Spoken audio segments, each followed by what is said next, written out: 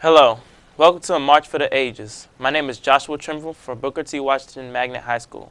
Our guest today is Commissioner Elton Dean.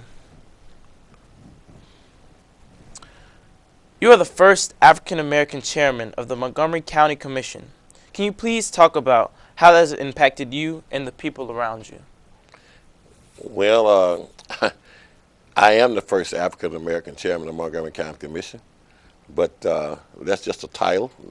That means I just chair the commission. I have four other commissioners. I call them my teammates, and I represent District 2 in Montgomery County. But as the chair, uh, you take the position that you represent all of Montgomery County, and you assist the other commissioners and whatever they might need for the areas that they represent. And it just, I guess I'm blessed and I'm fortunate to be the first African American, but I believe that when my peers and my teammates voted for me, they believed that I could have that leadership quality and do the things that I need to do to make sure that they get what they want. So, as a council member, you have to be a leader and you have to show leadership. And how do you do that personally? Well, in leadership, you lead. Right. I always talk about teaming, and I always talk about family.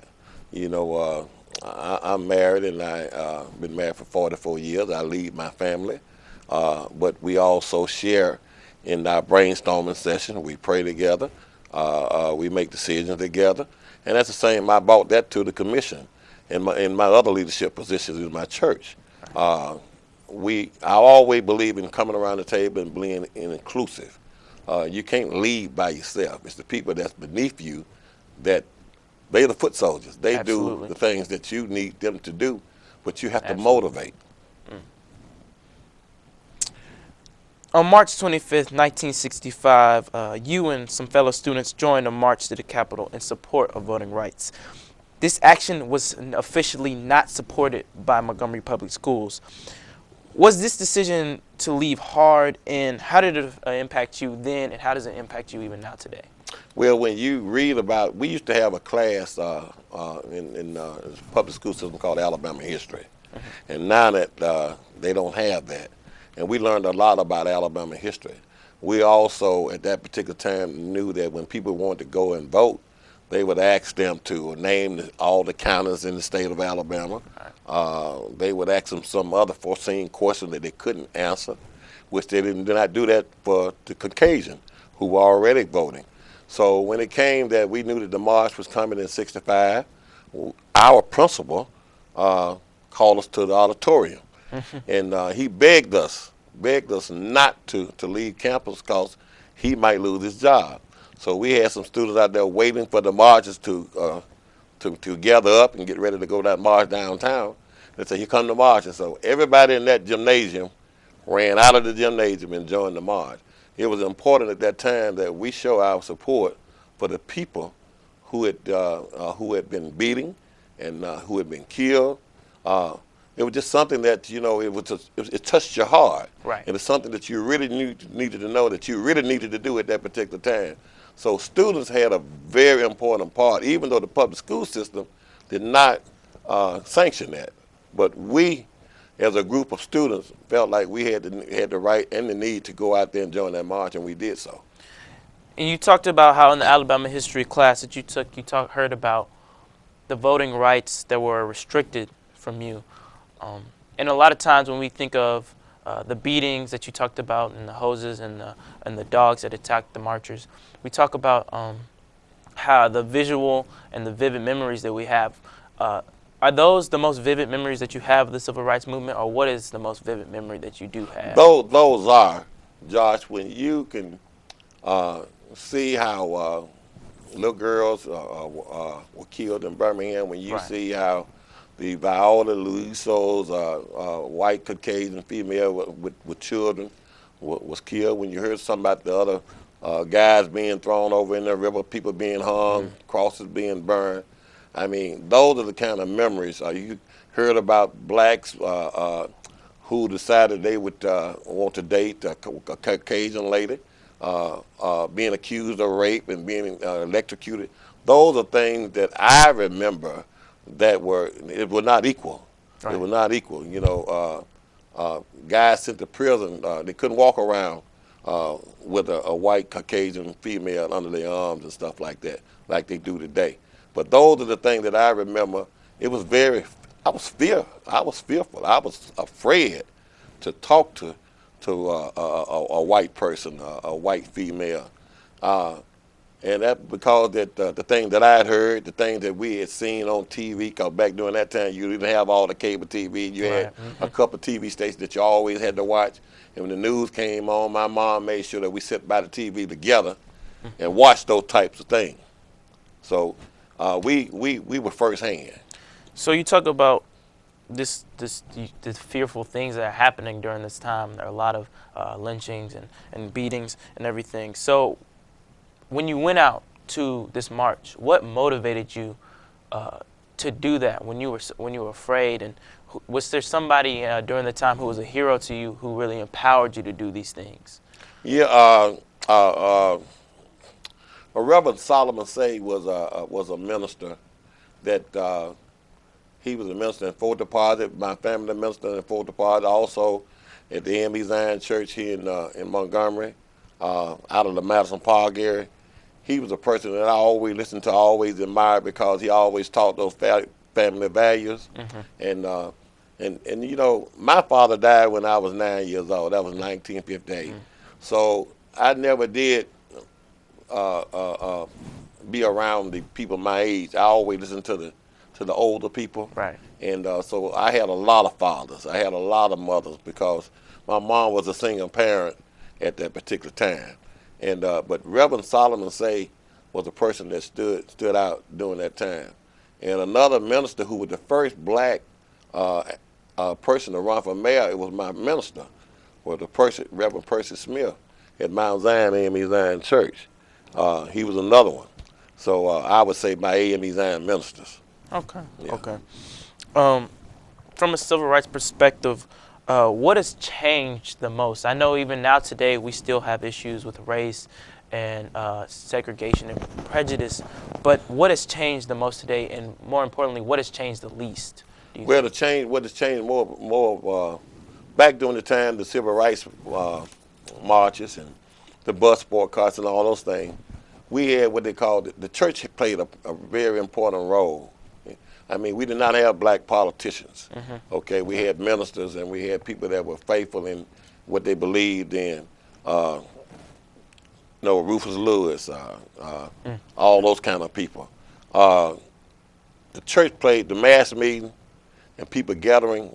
Black people were together. Now, what has changed the most now is which is most annoying to me is that I think now we're probably the most separated now than we're back in that day because the church is not as involved as it was at the time because we do have politicians like myself, but in a lot of ways we cannot come together as one unified body.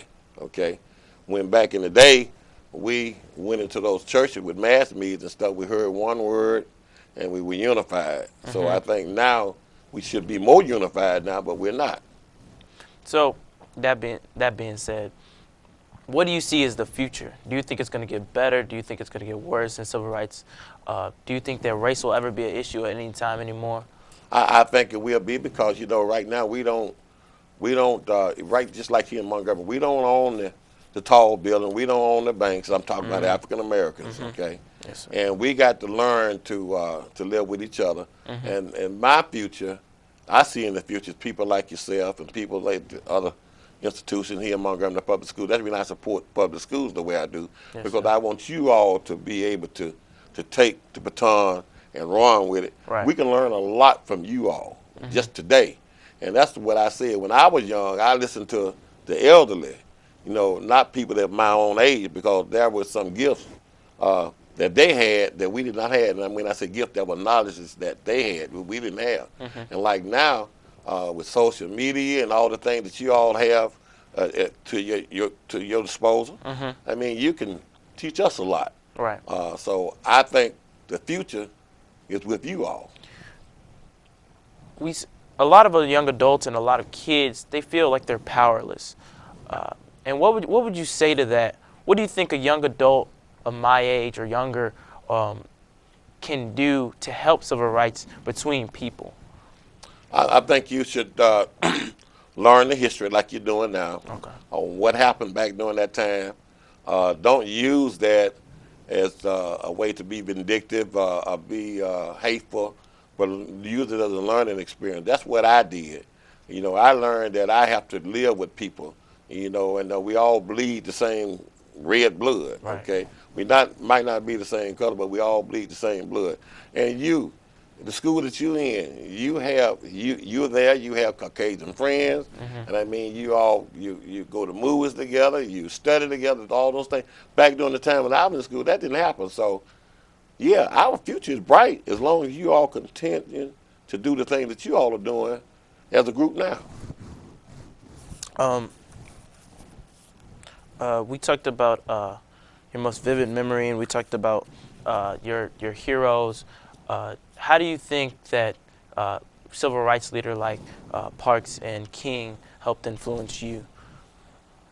I would, you know, it takes like I said, my mom was a single parent, Mm-hmm. okay, and my tolerance level for things happening in society now because they say we got single parent Right. is zero because Mm-hmm. I was raised by a single parent. Women are probably the most bravest people that I know on this earth. And Rosa Parks exemplified that when she decided, hey, I'm not going to move. I have those rights. Dr. Martin Luther King, at the age of 26, 27 years old, to be as gifted with the words coming out of his mouth, he had to be anointed by the good Lord above Mm-hmm. to be that leader. Uh, and he did what God sent him to do. And and I mean, he was very inspirational. You hear his speeches now. You can sit, and if it touches you, you might cry behind it because of the things that you know he died for, and some of those things right now are not happening.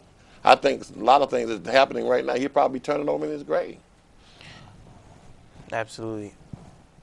Dr. King spoke a lot of times in church because he was a minister. Hmm. And you talked about earlier in the interview how the church was the base during the civil rights Hmm. movement for empowering African Americans. Do you think if the church got involved again today, that would change? And how do you think it would affect today? Most certainly. And, you know, back during that time, you know, we were not an educated people as we are now. Okay, and we looked for the ministers, the teachers, the taxi drivers, who was all over the city to educate you, to give you knowledge that you, and we always respected those people. But I'm saying now the church is still that foundation that we all need to make these things work. You know, like now I'm at church every day. Not every day, but every Sunday. Okay, Mm-hmm. and I feel bad when I don't go. But when I come out of church, I want to make sure that I do what I'm supposed to do. Yes, sir. You know, a lot of times we stay within those walls of the church. It's just like what we talk about the black churches and the white churches. Sometimes it looks as though that we're using two different Bibles, Mm-hmm. but it's not two different Yes, sir. Bibles. And you probably heard from your mom and dad they've started something they call economical with the economical services. Where all of them come together. The churches come together. You know, the white churches, the black churches come together, and they worship together. That has began to happen. I say, but the church is the foundation. One last question. If you had one message to give to young adults and adults today in terms of civil rights movement, whether it's not to forget this or that, what would you say, or what would be your message?